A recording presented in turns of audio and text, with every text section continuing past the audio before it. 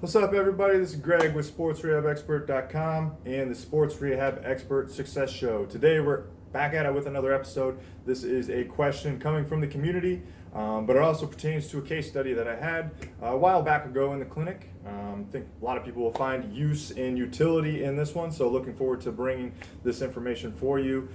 But before we get into that, what I want you to do is hit that subscribe button so you get notified anytime you are listening in to a video.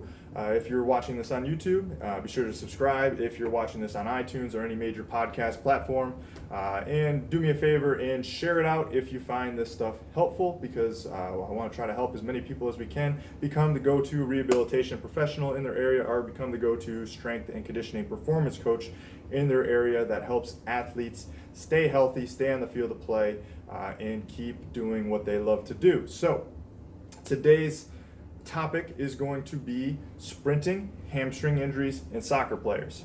Those three. So they all combined into one, though, actually, where I get asked a lot about individuals who, when they're sprinting, turn the toes out and externally rotate their foot, and don't necessarily sprint or run with their toes straight ahead. And then they also said they noticed this a lot with soccer players. Furthermore, I just had a case where I had a hamstring injury of a soccer player, or a recreational soccer player, both a younger and older gentleman, dealing with hamstring issues, chronic hamstring issues in the clinic, and some things that we did there to help them out. So first, I'm going to get answering the question of, should somebody be toeing out when they're sprinting? And my answer to this is we have to consider acceleration and we have to consider top end speed. Those are two different phases of a sprint, and two different things that are occurring that we want to consider. So during the acceleration phase, the purpose of acceleration is to get up to top end speed. In order to do that, you have to overcome inertia. In order to overcome inertia, we have to put a lot of force into the ground. So easiest analogy of this is, think about trying to push a car. If you were to try to push your car down your driveway, it's stalled out, the battery's dead, it won't run, and we need to get it up to the garage, we have to push it. What would you do? You would get low to the ground, and you have to really apply force in the opposite direction.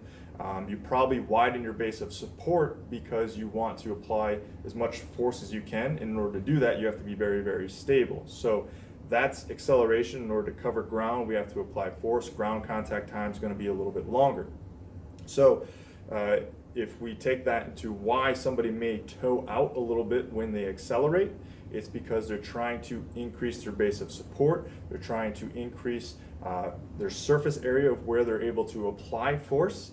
And by toeing out, you can have more surface area of the foot to apply force into the ground, which may allow somebody to produce force or display force during an acceleration time period when they're sprinting. So during acceleration, I wouldn't be too worried about it. I would actually say that it may actually be advantageous for the athlete to be toed out just slightly, so they can apply a little bit more force into the ground.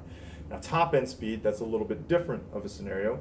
When we're top end speed, we've already overcome inertia. We're trying to keep our momentum rolling, and we're using a lot of vertical force at that point in time. So the time and the distance we cover has more to do with ground contact, and the vertical impulse that we're applying into the ground is going to be what helps travel or get us to continue rolling at a top end speed, and utilize that potential energy we've already created. So when we do that, we want to consider that the foot in the action should be a little bit more cyclical at that point in time, as opposed to during acceleration, where it's a little bit more piston-like that you'll see with the leg.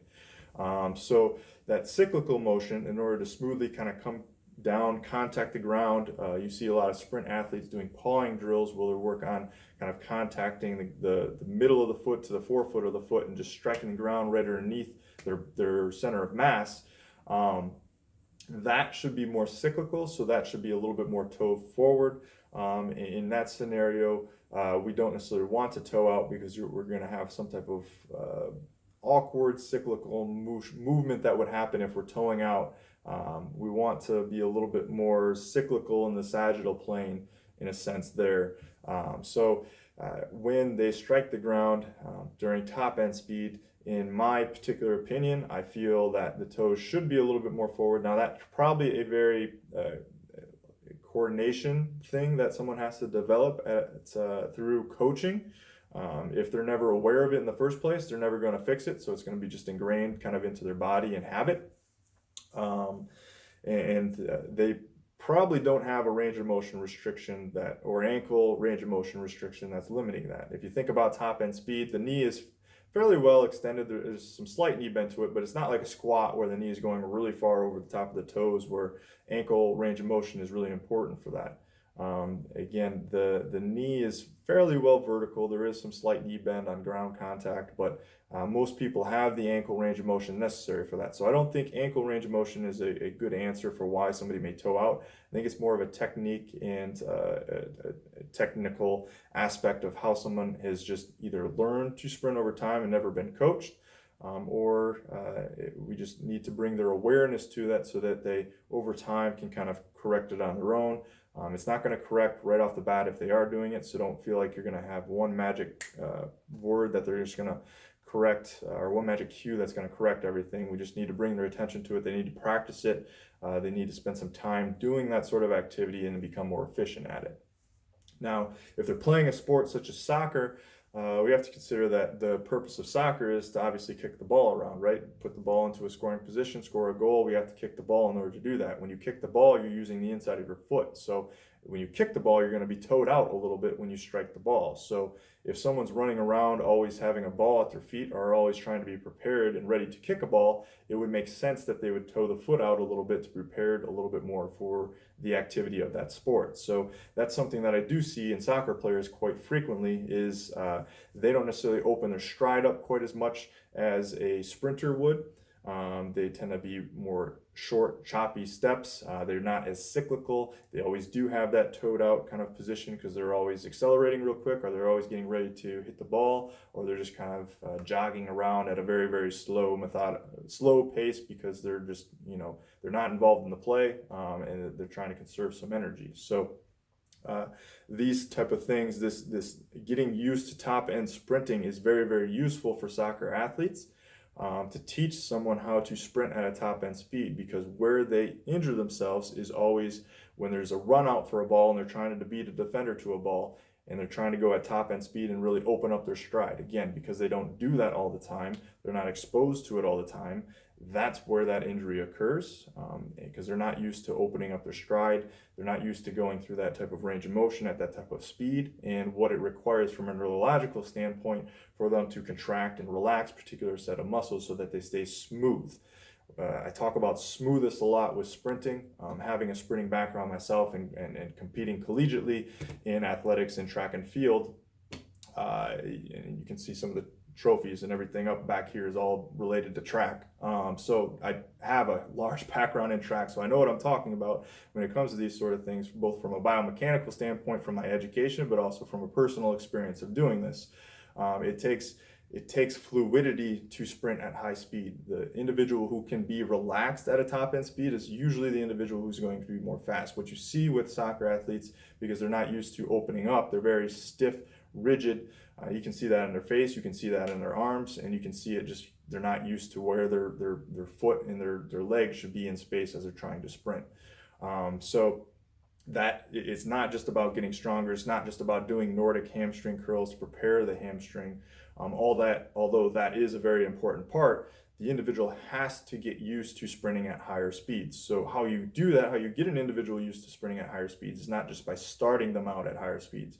You do flies, so they kind of gradually move into a top end speed as opposed to just starting right out at a top end speed. Because if you just start them right out at 100%, they're going to be trying to strain so hard, they're not going to learn how to relax. They have to learn how to relax first, before then you can put them at 100% efforts. So it's doing some flies where they kind of build up to that top end speed so they can work on staying relaxed throughout that movement. Or you do longer sprints. So you have them do a 200-meter sprint. A lot of times, unless you're a track and field athlete, you are not used to sprinting longer distances. So that distance is going to force that person to, maybe they're going at 70% effort for that distance. So during that time period, they're not up at 100% effort. They're at 70% effort because you can't keep 100% effort for a full 200 meters. They can work on staying relaxed through that whole movement. So taking a long to short approach is usually what's a little bit better once you're starting to try to get the athlete back into sprinting, learn sprinting form once their pain and the strain has cleared up in the hamstring issue. So what we did with these individuals in the clinic was a lot of your standard hypertrophy, Nordic hamstring curl stuff to get them out of pain. So we started with a lot of isometrics at the hamstring. Both of them were more distal hamstring issues as opposed to proximal. So that can kind of change which exercises you would prefer to use to draw, again, more of that time under tension to the specific area that's injured. But again, starting with isometrics, moved to isotonics, worked on hypertrophy through stability ball, hamstring curls, even just your normal prone hamstring curl machine. Eventually getting them into doing Nordic hamstring curls, working on the eccentrics there, and that helped take a lot of their pain away. But again, this happened often for them, so there's something usually a little bit more to it than just getting them back ready for the sport. If we're trying to prepare them for the sport and get less likely to become injured in the future, we got to look at what's actually happening when they are getting injured. So yes, we want to build that body armor, we want to build more capacity in the muscle tissue itself, but we also need to look at what they're doing with the actual task as well too. And that's where the sprinting component comes into play with everything that we talked about at the very beginning of this talk. So hope you found this helpful. That should give you some good indicators of what things you want to consider when someone is sprinting during the acceleration phase, top end speed, but also coming back from a rehabilitation standpoint, getting them back into performance training, getting back into return to sport. All things to consider there. If you have any questions, provoke some other type of question to piggyback off this a little bit further, get a little bit more in depth, make sure you reach out to me. Always looking for questions from you so that I can help you become a better clinician or a better strength coach, and again, help you become that go-to expert in your area that helps all the athletes around, but also helps those fitness enthusiasts, those weekend warriors, and even general population. A lot of this stuff is going to apply. Again, our goal at Sports Rehab Expert is for the general population to funnel towards some type of fitness, because ultimately that is how we're going to help fight chronic disease and chronic pathologies and help all the rising cost of healthcare. So all this stuff is applicable. Again, if you found this stuff useful, be sure to subscribe to the channel so you get notified when any new content comes out. Share it out to a friend or someone struggling with an issue like this if you think they could benefit from it, and look forward to speaking with you next time.